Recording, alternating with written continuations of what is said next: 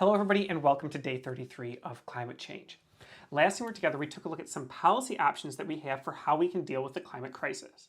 We did not look at the impacts that these will have on individual sectors of the energy industry and our lives overall.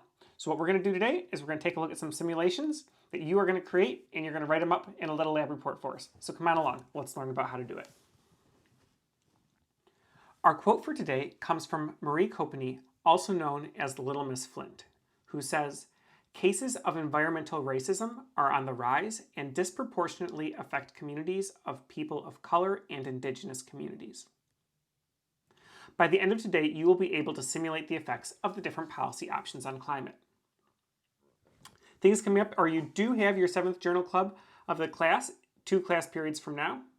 You've got your test coming up on the 36th day of class, and then the lab for this simulation is going to be due on class 41.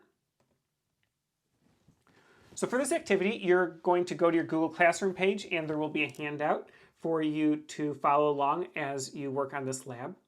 But to do the activity, you're going to go to the Enroads Climate Interactive Simulator. And there you're going to design a combination of actions that will allow us to reach our Paris Climate Agreement goals of keeping warming between 1.5 and 2 degrees Celsius. And then you will summarize those impacts and your policy in a report. I want to take you there and show you a little bit about how it works. Okay, so when you click on that link, it's going to take you to the Climate Interactive homepage, and you're going to scroll down and click the En-ROADS Simulator.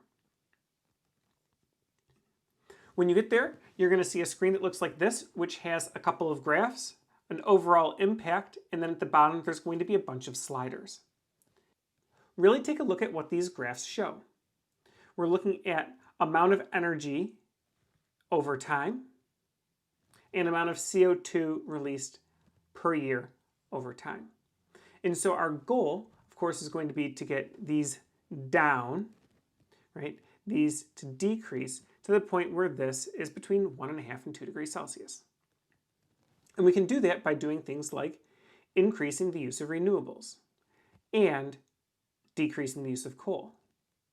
Notice, if we just increase the amount of renewable energy we produce, but do not decrease the amount of coal or oil or natural gas that we're burning, we are not going to have an impact because that doesn't actually decrease the amount of carbon dioxide in the atmosphere.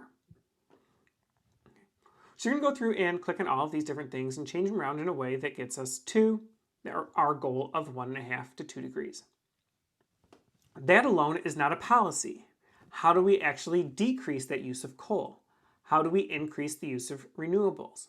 Well, what you're going to do is you're going to go ahead and you're going to click on the buttons next to it, and that will take you to a place where you can input your regulatory policies.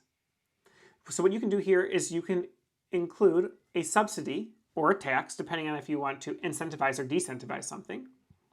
And you can state when the tax starts and when the tax or subsidy stops.